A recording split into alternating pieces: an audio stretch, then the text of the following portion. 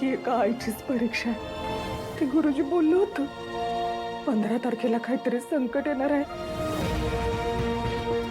असं संकेत त्यांनी आधीच दिलता. पण ते खरं झालं बी.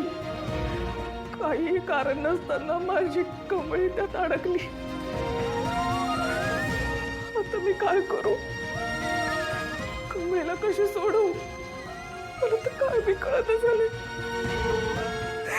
गणपती गणपती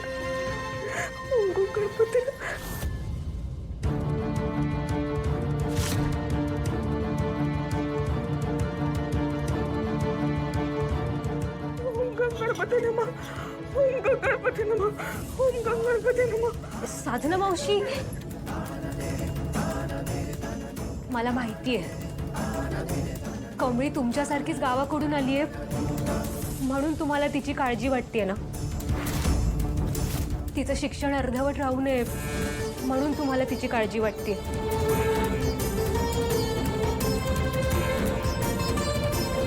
मावशी नका काळजी करू. ऋषी दादा आहे ना, तो कमळीला काही होऊ देणार नाही. तो पोलीस स्टेशन मध्येच गेलाय.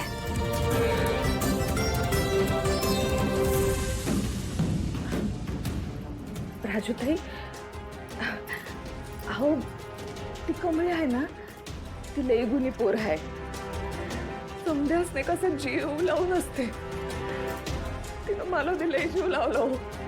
तिला पाहिलं ना का मला माझ्या लेकरांची आठवण येते बघा. म्हणून तिचं भलं व्हावं असंच वाटतं मला. बस.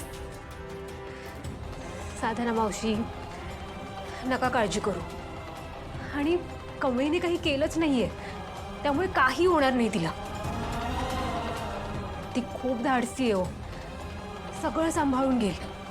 आणि आपण दोघी मिळून तिच्यासाठी प्रार्थना करूयात.